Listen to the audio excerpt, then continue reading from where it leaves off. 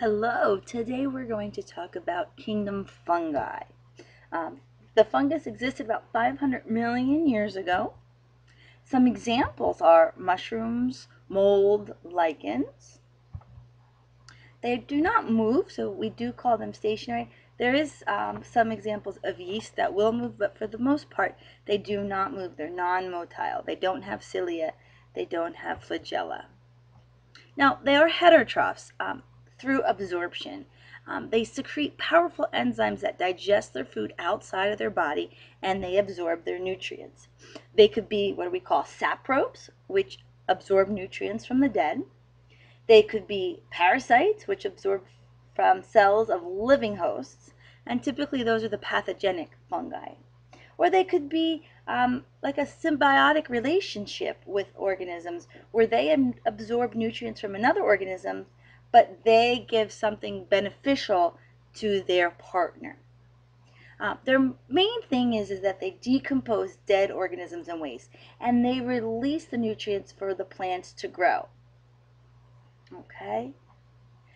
Now, as far as reproduction, they could be reproducing asexually or sexually, and they form spores. Okay, a spore is a unicellular reproductive cell that will develop into a new individual.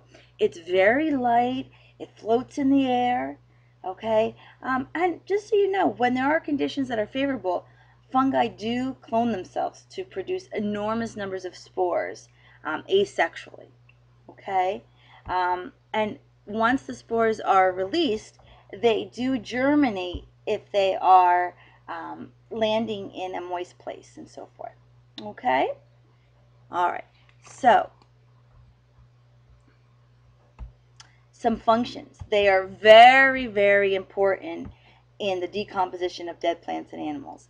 They are able to make soil from solid rock. Okay, they produce foods, cheese, mushrooms, soy sauce, and they also are important in fermentation of alcohol. Now, as far as their structure goes, they have what's called a hyphae. Hyphae is a very thread-like structure, very thin filaments. It is covered by a cell wall of chitin, and inside it, it does have the nucleus, cytoplasm, mitochondria, and ribosomes. Okay, now as far as this goes, when it branches and branches and branches, what is created is called the mycelium. So mycelium is fungus that has kind of branched and branched and branched with their hyphae. The mycelia is kind of like that velvety fuzz that you find on your food in your refrigerator if it's been sitting there that long. It's kind of like a feeding network. Okay, and hyphae can grow very rapidly. This is just a fun fact. It can grow about 1 kilometer each day, and that's quite impressive. Hyphae is embedded into soil where really not a lot of it is seen, or it could be embedded in the food, again, with, again, not a lot of it being seen. Okay, so this is the main structure of a fungus. We have a reproductive part, which is what produces the spores.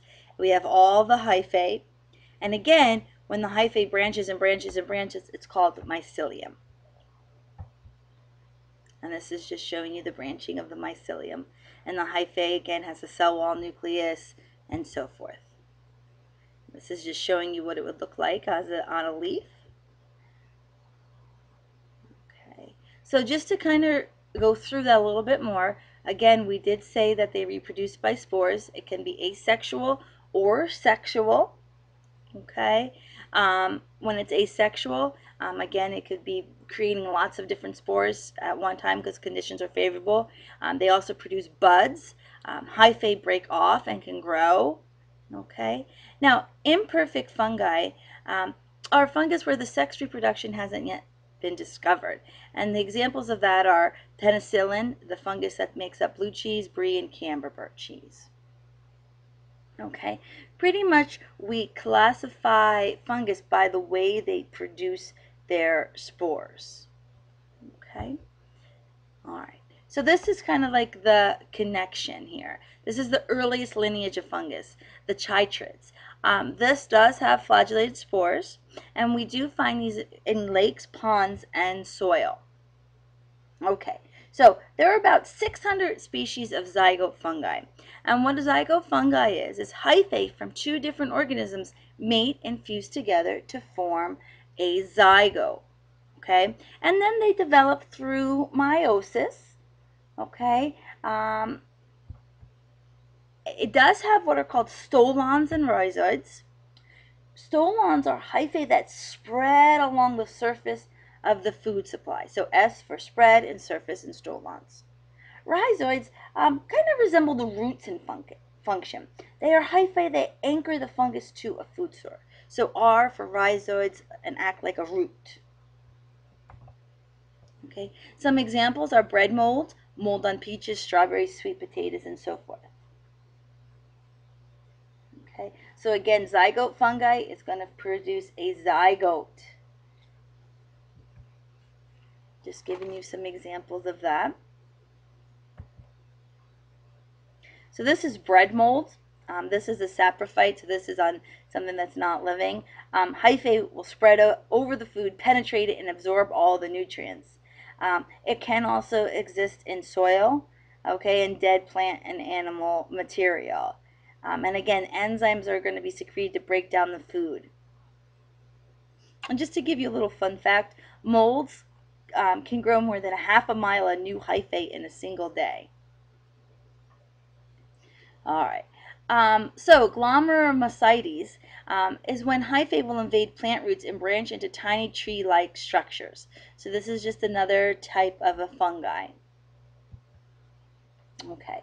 Clump fungi. There's about 25,000 different examples of club fungi. And what they do is they possess a club-shaped structure called a basidia.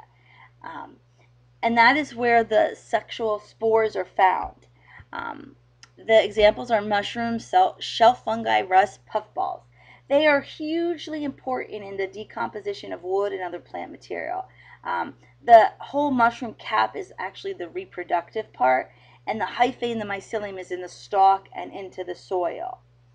Okay, and what we're going to do is we're going to actually dissect a mushroom so you can see that. Underneath the cap, there are gills on which the basidia are located, and it's kind of like arranged like spokes on a wheel. Each basidia is going to produce 4 spores, and then once they mature, they do get released by the wind. Okay, and a mushroom can release 1 billion spores. Okay, just so you know, there are not all edible mushrooms. There are some poisonous mushrooms. So an untrained person never should eat a mushroom out in the wild.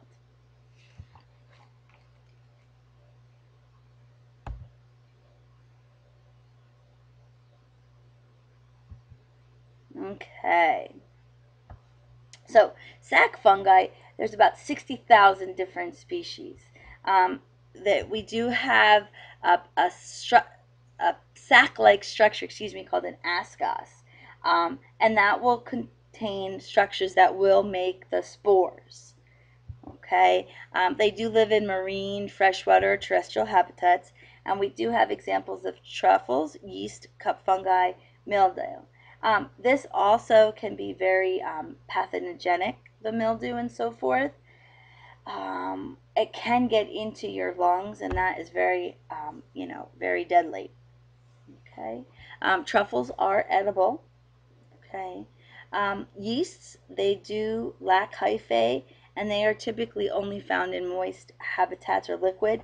They do reproduce asexually. All right. It is helpful for making food, but then again, there is yeast that can grow like on your shower curtains, or there's a particular yeast that can give infections in females. It also is very important. There's some species that are important in the brewing and the baking industry.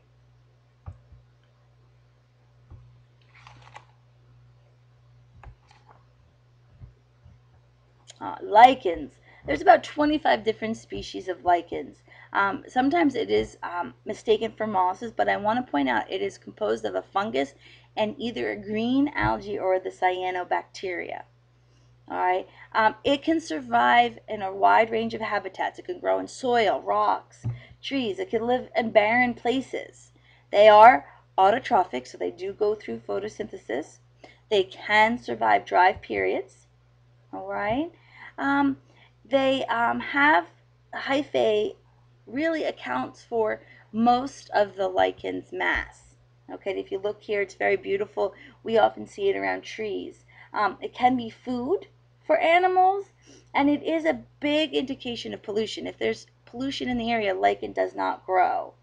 Okay, and just so you know, on the trees or in the forest, when it's rainy or foggy, lichens can absorb more than 10 times their weight in water.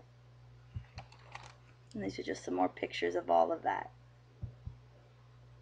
And again, it is composed of an algae or a cyanobacteria and the hyphae. And just so you know, if you get a fungal infection, it is called mycosis. So, if you guys have any questions, please see me tomorrow. Thanks.